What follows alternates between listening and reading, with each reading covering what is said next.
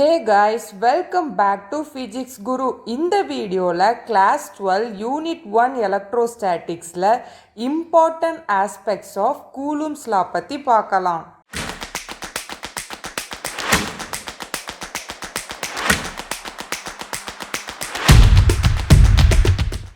important aspectsனா முக்கிய குறிப்புகள். So இந்த புக்கில் 8 points கொடுத்துருக்காங்க, ஒவ்வொன்றா பார்க்கலாம். ஃபர்ஸ்ட் பாயிண்டில் கூலும்ஸ் லா என்ன சொல்லுதுன்னா, ரெண்டு பாயிண்ட் சார்ஜஸ் இருக்குது. பாயிண்ட் சார்ஜஸ்னால் சார்ஜ் இருக்கிற ஆப்ஜெக்டோட சைஸ் ரொம்ப சின்னதாக இருந்து அது ஆக்குப்பை பண்ணுற ஸ்பேஸை நெக்லெக்ட் பண்ணலாம். அதை தான் பாயிண்ட் சார்ஜ்னு சொல்கிறோம். ரியல் ஆப்ஜெக்ட்ஸ்க்கு இதை எப்படி அப்ளை பண்ணுவோம்? ரெண்டு சார்ஜ் ஆப்ஜெக்ட்ஸ் இருக்குது, அதோட சைஸ் ரொம்ப சின்னது அண்ட் டிஸ்டன்ஸ் பிட்வீன் தம் ரொம்ப பெருசு. அப்போது அந்த ஆப்ஜெக்ட்ஸை பாயிண்ட் சார்ஜஸ் மாதிரி அசியூம் பண்ணி கூலும்ஸ் லா யூஸ் பண்ணலாம். ஃபார் எக்ஸாம்பிள், ஒரு ஸ்பியர் இருக்குது, அந்த ஸ்பியரோட radius 1 centimetre and distance between them is 100 centimetre. இதில் டிஸ்டன்ஸ் பார்த்தீங்கன்னா ஸ்பியர் சைஸை விட ரொம்ப பெருசு. ஸோ ஸ்பியர்ஸை பாயிண்ட் சார்ஜஸ் மாதிரி எடுத்து கூலும்ஸ் லா அப்ளை பண்ணலாம். இப்போ உங்களுக்கு பாயிண்ட் சார்ஜஸ்னால் என்னன்னு கிளியராக அண்டர்ஸ்டாண்ட் ஆகிருக்கும். ரெண்டு பாயிண்ட் சார்ஜஸ் கிட்ட இருக்குது, அதுக்கு நடுவில் ஆக்ட் ஆகிற எலக்ட்ரோஸ்டாட்டிக் ஃபோர்ஸ் ரெண்டு பாயிண்ட் சார்ஜஸை மல்டிப்ளை பண்ணால் கிடைக்கக்கூடிய வேல்யூக்கு டைரக்ட்லி ப்ரொபோஷ்னலாக இருக்கும். அண்ட் ரெண்டு சார்ஜஸ் நடுவில் இருக்கிற டிஸ்டன்ஸை ஸ்கொயர் பண்ணோம்னா அதுக்கு எலக்ட்ரோஸ்டாட்டிக் ஃபோர்ஸ் இன்வர்ஸ்லி ப்ரொபோஷ்னலாக இருக்கும்.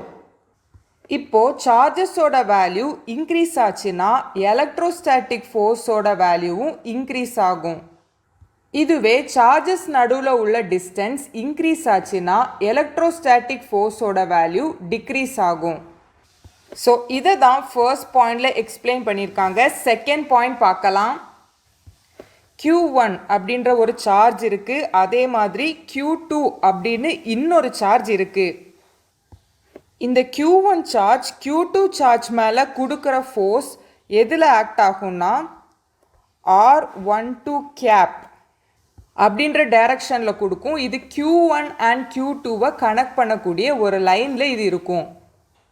இதுவே Q1 மேலே Q2 கொடுக்கக்கூடிய ஃபோர்ஸை -R12 கேப்னு ரெப்ரசன்ட் பண்ணுவாங்க. R12 கேப்பும் -R12 கேப்பும் unit vector. இந்த -R12வை R21 கேப்னு ரெப்ரசன்ட் பண்ணுவாங்க.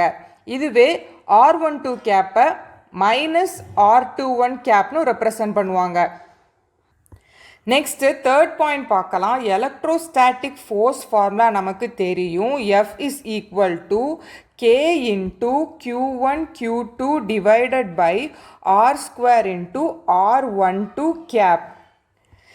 SI யூனிட்ஸில் Kயோட வேல்யூ பார்த்தீங்கன்னா K is equal to 1/4 pi epsilon 0 and Kயோட வேல்யூ பார்த்தீங்கன்னா 9 into 10 to the power 9 newton metre square coulomb square.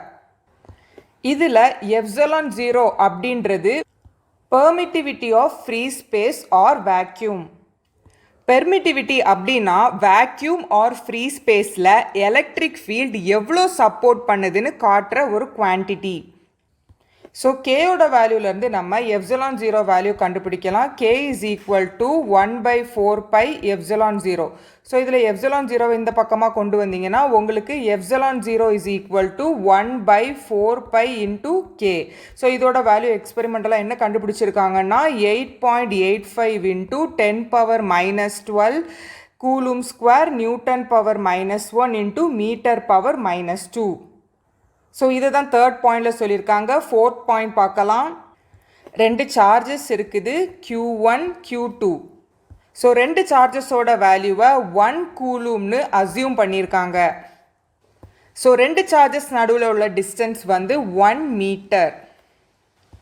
ரெண்டு சார்ஜஸ் நடுவில் உள்ள எலக்ட்ரோஸ்டாட்டிக் ஃபோர்ஸோட மேக்னிடியூட் பார்த்தீங்கன்னா modulus of F is equal to K into q1 into q2 divided by R square. So வேல்யூஸை substitute பண்ணிக்கலாம். K into q1 q2 நமக்கு தெரியும் 1 தான், அண்ட் டிஸ்டன்ஸும் 1 தான். ஸோ கேயோட வேல்யூ நம்ம கண்டுபிடிச்சி வச்சுருக்கோம் 9 into 10 to the power 9 Newton.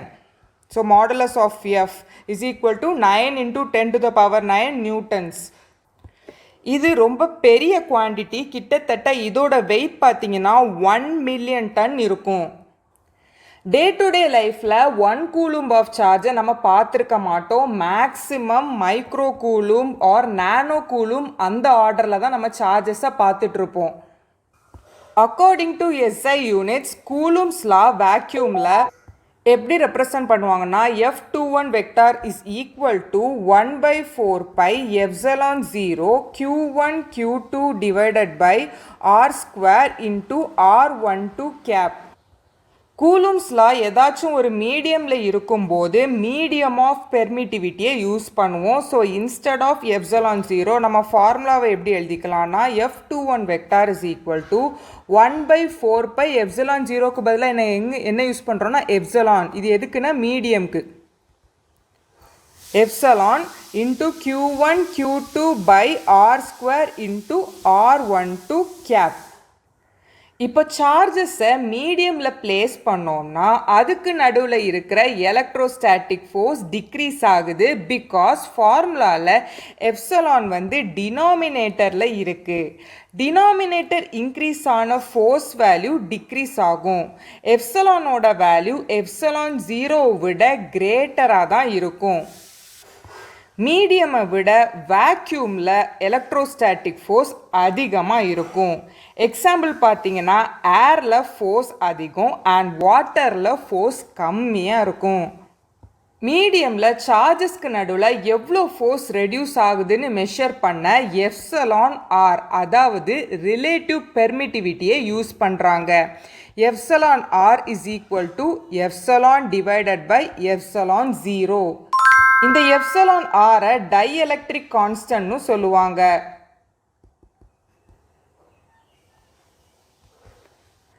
Vacuum or ஏரில் எப்சிலான் ஆரோட வேல்யூ பார்த்தீங்கன்னா 1 இருக்கும். இதுவே ஏதாவது மீடியமாக இருந்துச்சுன்னா epsilon R will be greater than 1. Next 6th point பார்க்கலாம். இந்த பாயிண்டில் கூலும்ஸ் லாவும் நியூட்டன்ஸ் கிராவிடேஷன் லாவும் கம்பேர் பண்ணியிருக்காங்க. ரெண்டு லாவும் சேம் ஸ்ட்ரக்சர் தான்.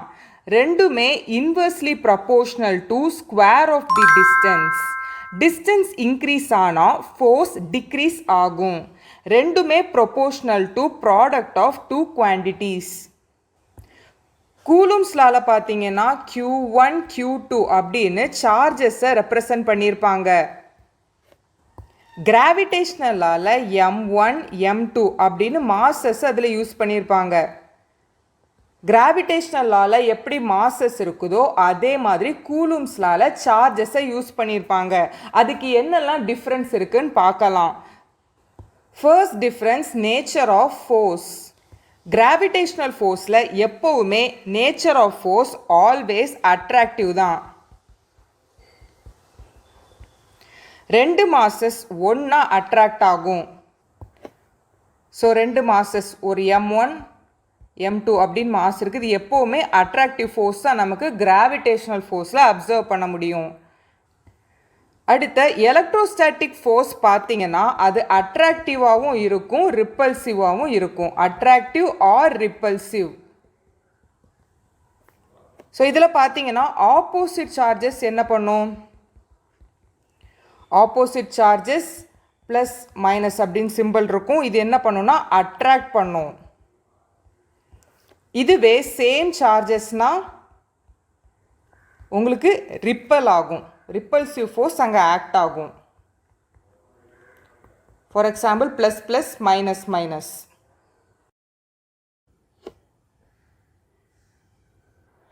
செகண்ட் டிஃப்ரென்ஸ் பார்த்தீங்கன்னா ஸ்ட்ரென்த் ஆஃப் ஃபோர்ஸ். கிராவிடேஷனல் கான்ஸ்டன்டோட வேல்யூ பார்த்தீங்கன்னா G is equal to 6.67 into 10⁻⁻11 ரேஞ்சில் வரும். இதுவே கூலும் கான்ஸ்டன்டோட value k is equal to 9 into 10⁹ ரேஞ்சில் வரும். ஸோ கூலும் கான்ஸ்டண்ட்டை விட கிராவிடேஷ்னல் கான்ஸ்டன்ட் ரொம்ப பெருசாக இருக்குது. ஸ்மால் சார்ஜஸில் இருக்கிற எலக்ட்ரோஸ்டாட்டிக் ஃபோர்ஸ் கிராவிடேஷ்னல் ஃபோர்ஸை விட lakhs of crores time stronger. Example, கோம்பில் சார்ஜ் கிரியேட் பண்ணால் பேப்பர் பிட்ஸ் அட்ராக்ட் ஆகும். ஆனால் பேப்பரோட கிராவிடேஷ்னல் அட்ராக்ஷன் ரொம்ப வீக்காக இருக்கும். தேர்ட் டிஃப்ரென்ஸ் பார்த்தீங்கன்னா effect of medium. Gravitational force மீடியமை டிபெண்ட் ஆகாது. ஏரில் வச்சாலும் வாட்டரில் வச்சாலும் உங்களுக்கு கிராவிடேஷ்னல் ஃபோர்ஸ் சேமாக தான் ஆக்ட் ஆகும். எலக்ட்ரோஸ்டாட்டிக் ஃபோர்ஸ் மீடியமை டிபெண்ட் பண்ணும். ஏர், வாட்டர், கிளாஸ்னு மீடியம் மாறும்போது ஃபோர்ஸ் வேல்யூ மாறும்.